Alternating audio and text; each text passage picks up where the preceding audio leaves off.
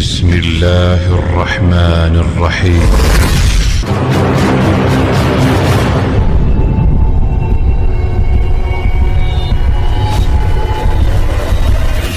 ماتم نوحہ، اس حوالے سے نوحہ کے جس میں چیخو پکار ہو، ایک تو ہے کہ آپ نظم کے انداز میں کرتے ہیں، وہ بالکل ثابت ہے. اس حوالے سے نوحہ کے جس میں چیخو پکار ہو، ایک تو ہے کہ آپ نظم کے انداز میں کرتے ہیں، وہ بالکل ثابت ہے. اور آپ دیکھ لیں کہ ہمارے پاکستان سے بریلوی جاتے ہیں نا، امام کعبہ کے پیچھے نماز نہیں پڑھتے، لیکن وہاں شیعہ آپ دیکھیں گے امام کعبہ کے پیچھے نماز پڑھتے ہیں. یہ الگ بات ہے کہ وہ دیکھتے ہیں کہ صرف ماربل کے اوپر نماز پڑھتے ہیں، قالین پہ نہیں پڑھتے. اور چونکہ وہاں پہ وہ ٹکی والا بھی ایشو ہو جاتا ہے ان کے لیے، تو وہ ان کے ہاں چونکہ افضل ہے، ہمارے ہاں بھی یہ افضل ہے، وہ ذرا بہت زیادہ اس میں غلوب کر گئے. اور چونکہ وہاں پہ وہ ٹکی والا بھی ایشو ہو جاتا ہے ان کے ہاں چونکہ افضل ہے، ہمارے ہاں بھی یہ افضل ہے، وہ ذرا بہت زیادہ کر گئے. اور چونکہ وہاں پہ وہ ٹکی والا بھی ایشو ہو جاتا ہے ان کے لیے، تو وہ ان کے ہاں چونکہ افضل ہے، ہمارے ہاں بھی یہ افضل ہے، وہ ذرا بہت زیادہ اس میں غلوب کر گئے. میرا تو ٹکیا کے اوپر بھی کلپ لاکھوں لوگوں نے دیکھا ہے.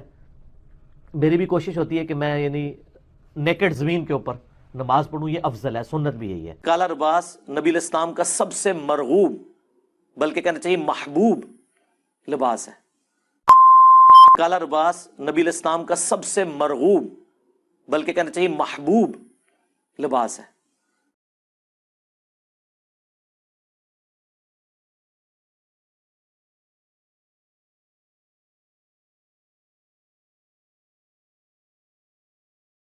میرے بھائی اب تو ان تک گل ود گئی ہے. ہاں جہاں تمہیں تنگ کرے نا، کوئی کہے ایتھے ہاتھ بننا ہے، کوئی کہتا ایتھے، ان کو یار میں بند ہی نا، گل ختم. اور یہ آپ غصے میں بھی کہہ رہے ہوں گے تو ایک اور سنت پہ عمل کر رہے ہوں گے، ارسال الیدین. میں نے تو آپ کو بتایا، میں نے تو سال ڈیڑھ سے ہاتھ باندھنا آلموسٹ چھوڑ دیا ہے. کبھی کسی نفلی نماز میں باندھ دوں، میں تو فرض نماز بھی ہاتھ چھوڑ کے پڑھتا ہوں. لہٰذا ہمارے نزدیک محتاط رویہ آخری درجے کا یہ ہے کہ دونوں طریقے سنت ہے. اور اگر جان کی مان پاؤں تو عرض کروں کہ ہاتھ چھوڑنے والا طریقہ ہاتھ باندھنے سے زیادہ بہتر ہے. اب اگر کسی کے پاؤں پہلے ہی دھلے ہوئے ہیں اور اسے وضو کرنا پڑتا ہے اور کوئی گرد وغیرہ نہیں لگی ہوئی، گھر میں بیٹھا ہوا ہے اور وہ مسح کر لیتا ہے، تو کوئی حرج نہیں اس میں.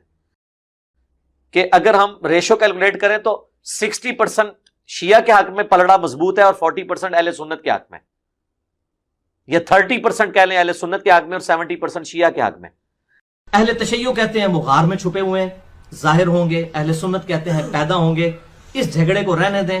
اس جھگڑے سے بالا تر ہو کر امام مہدی کے اوپر بات ہونی چاہیے کہ ان کے اوپر ہمارا اتفاق ہے کہ آخر میں ایک خلافت علی منہاج النبوہ آنی ہے. اگر اصحاب کہف کو اللہ تعالیٰ 300 سال تک سلا سکتا ہے، امام محمد مہدی بھی اگر پیدا ہوئے اور کسی غار میں ہے تو کوئی فرق نہیں پڑتا. اللہ تعالیٰ کی قدرت سے کوئی بعید نہیں ہے. اگر کوئی وہ بھی ماننا چاہتا ہے، یہ کوئی کفر اسلام کا مسئلہ نہیں ہے. کیا گھر میں علم لگانا جائز ہے؟ اور اگر علم میں صرف سلام یا حسین لکھا ہوا ہو اور عقیدہ بھی وہ والا نہیں ہو تو جائز ہے؟ کائنڈلی آنسر می. لگا لو یار، کوئی مسئلہ نہیں ہے. وہ ماصلت وہ والی نہیں ہونی چاہیے، پنجے شنجے نہ لگائیں. ٹھیک ہے، آپ نے جہاں پاکستان کا جھنڈا لگایا ہوا ہے یہ بھی لگا لیں یار، کوئی مسئلہ نہیں ہے. ٹھیک ہے. البتہ وہ جو علم یہ لگائے جاتے ہیں پنجوں والے، جو ایک خاص سمبل بن چکے ہوئے ہیں اور اس کے ساتھ کیا کیا عقیدے وابستہ ہوئے ہیں، وہ تو سب بدعت ہے. ٹھیک ہے. تو سلام یا حسین نہ صرف لکھیں، میری مانے تو آپ اس پہ سلام یا رسول بھی لکھیں، سلام یا علی بھی لکھیں، حسن بھی لکھیں، فاطمہ بھی لکھیں، ساروں کے نام لکھیں نا.